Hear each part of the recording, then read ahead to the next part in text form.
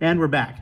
So, as I was mentioning, this is a present value question because you need to figure out how much money to put into the annuity, or the maximum amount you're going to need to put in. And keep this number in mind, $2,794.90 for an ordinary annuity, because we're going to run the same numbers for an annuity due next.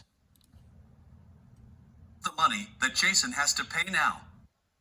Next question, for the same scenario, Jason wants to determine the most he should pay to purchase a particular annuity, which consists of cash flows of $700 at the beginning of each year for 5 years.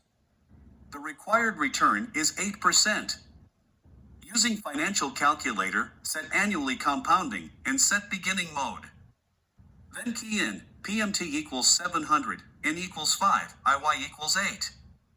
Last step, press PV. You will get the answer. Again, because you have an extra compounding period to get an extra $700 out, you must put in more money in order to get that $700 out. And so the idea here is that an annuity due, regardless of the future value or the present value, will always be greater than that of an ordinary annuity because of that extra period. This is the money that Jason has to pay now. Under beginning mode, the PV is higher, which means Jason will have to pay more money for purchasing an annuity due. Next, we have a special form of annuity, which is called a perpetuity. Perpetuity is an annuity which continues forever, that is, infinite life, providing continual annual cash flow. To get the PV of a perpetuity, we take PMT over interest rate. For example, how much would you have to deposit today in order to withdraw $1,000 each year forever if you can earn 8% on your deposit? Just apply the formula, PV equals to $1,000 over 0.08, then you will get $12,500. It means now you have to deposit $12,500 so that you will receive $1,000 every year until forever. So very importantly, PVA means the present value of the annuity to infinity, which is the perpetuity basically.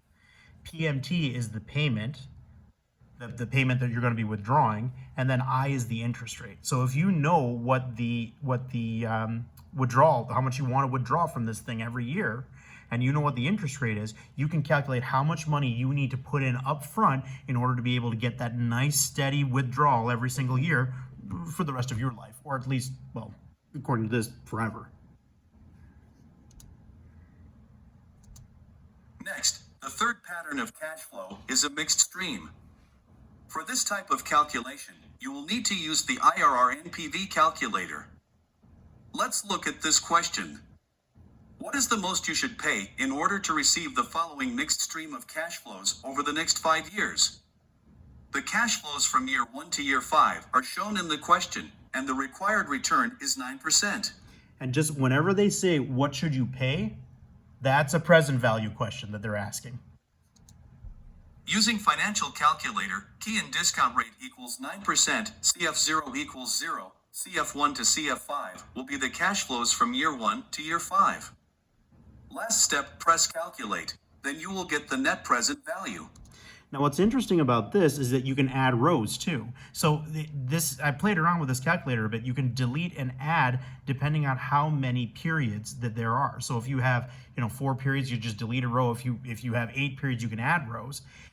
But the number of rows makes a difference, because if you add extra rows and you don't put numbers in, it's going to assume that say for example, you have 10 rows, but you had gone for an 8-year question, and you don't fill row 9 and 10, it assumes that there was still compounding going on in year 9 and year 10, but that no money was given in that stream. And so it actually affects the value. So you have to know what your period is, and you have to get all of the rows exactly right. Like in this one, they made it easy, 5 years. But if it was, take for example, 3, you would have to get rid of cash flow 4 and cash flow 5 in order to get an accurate number for your present value. NPV is the present value of a mixed stream. Next, this is an example of calculating the future value of a mixed stream. How much will you accumulate if you receive the following mixed stream of cash flows over the next 5 years? The cash flows from year 1 to year 5 are shown in the question, and the required return is 8%. To calculate the future value of a mixed stream, we need to go through two steps. First step is to get the NPV. Second step is to convert the NPV to future value. Using financial calculator, step 1, key in discount rate equals 8%, CF0 equals 0, CF1 to CF5 will be the cash flows from year 1 to year 5. Then press calculate, you will get the NPV. After this, go to step 2, key in PV. That is the NPV that you just calculated, put it in negative. Then, IY equals 8%, N equals 5. Last step, press FV, you will get the answer. So this requires a little extra step. Because it's easier to calculate a present value for the mixed stream, we end up calculating that present value and then we treat it as if it was a single value. And so we then run it the same way we would run a single value in the present value section, and then calculate for the future value based off of the interest rate and the compounding periods. So in order to calculate the future value of a mixed stream, you must first calculate the present value of that mixed stream and then presume that this is a single payment or a single amount as opposed to the mixed stream, and then calculate the future value as you would normally for a single amount. This is the future value of a mixed stream. Next is an example of calculating the present value of deferred annuity. You expect to receive $20,000 per year at the end of year 4, 5, 6, 7, and 8 from an investment. How much should you invest now if you require a 20% rate of return? Now I'm gonna stop here for a second. This is technically an annuity because there's 20,000 given at even periods here, every single period. But it's really not every single period. So for example, the first 3 periods, nothing has been given. So is this truly treated as an annuity? No. For the calculation, despite the fact it's called a deferred annuity, you have to treat this like it was a mixed stream. This question means you are not going to receive any money from year 1 to year 3. Using financial calculator, key in IY equals 20%, CF0 equals 0, CF1 to CF3 equals 0, CF4 to CF8 equals 20,000. Last step, press calculate. You will get the NPV. So what they're basically have done here without showing you the same, the financial calculator on the side, is they've used the mixed stream calculator. And they've made periods 0, 1, 2, and 3 equal to 0. And periods 4 through 8, they put in an extra 3 more rows after 5. They set all of those values at 20,000. They kept the interest rate at 20% for the rate of return, and then they hit calculate to get the PV.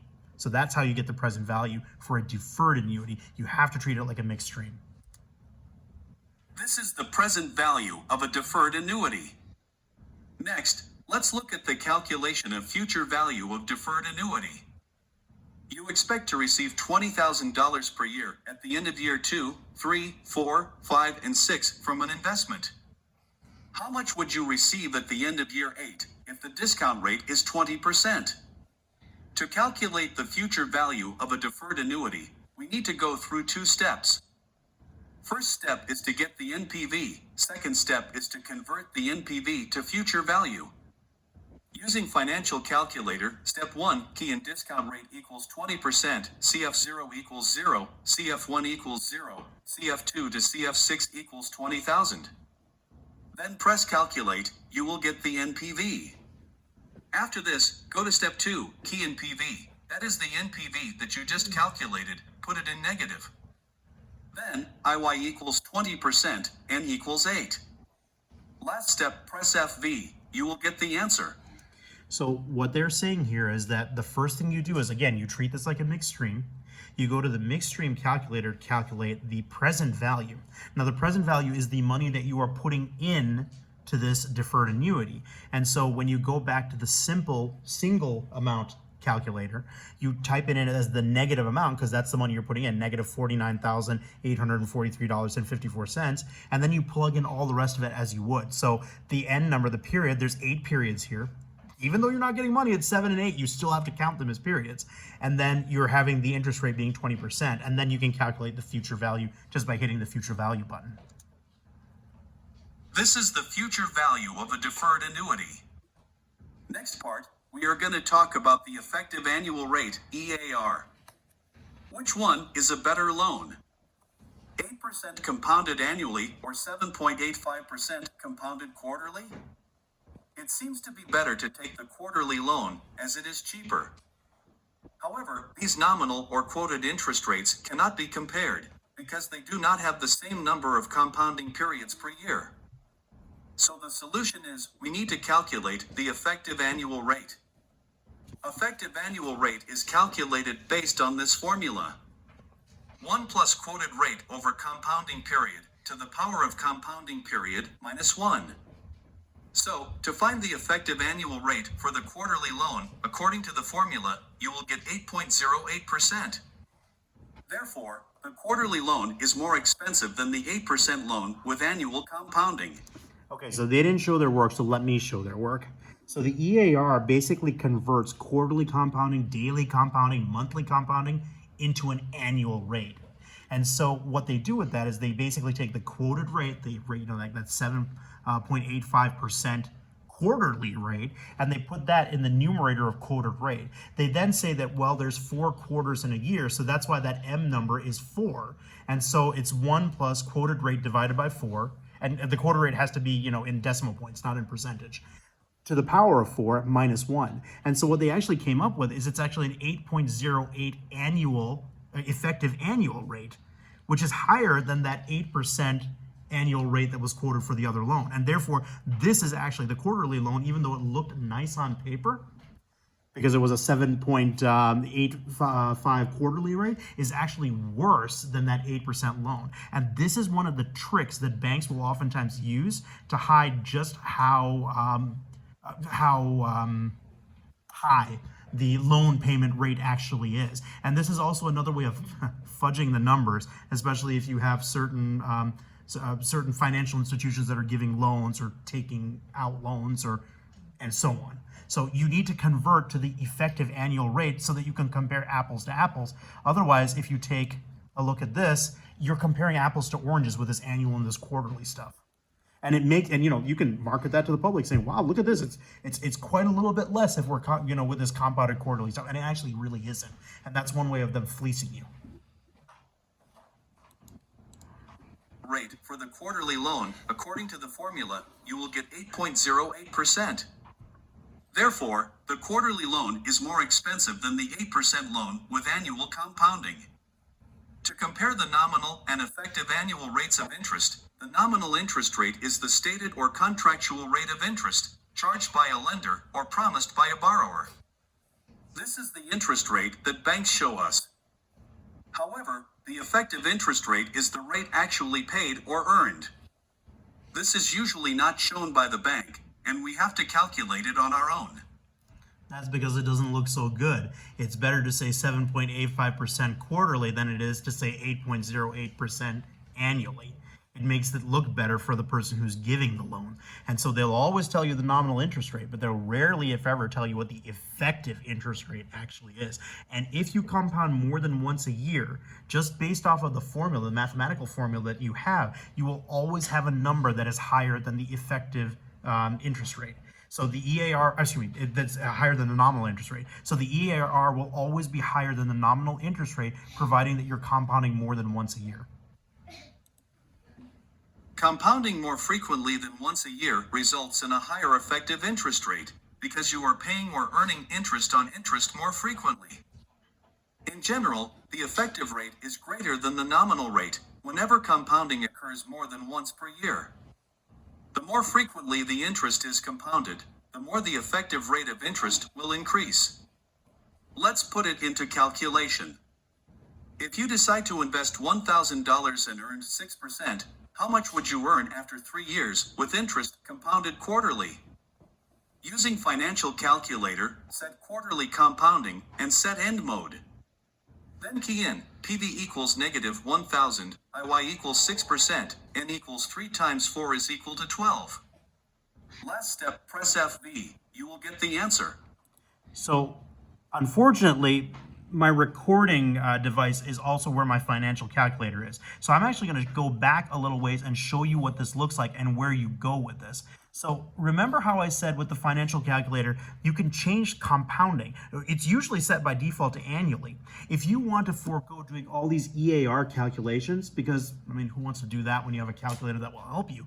You can actually change the compounding period and it will automatically adjust for quarterly or for daily or for monthly or for whatever period that your compounding period that you set for.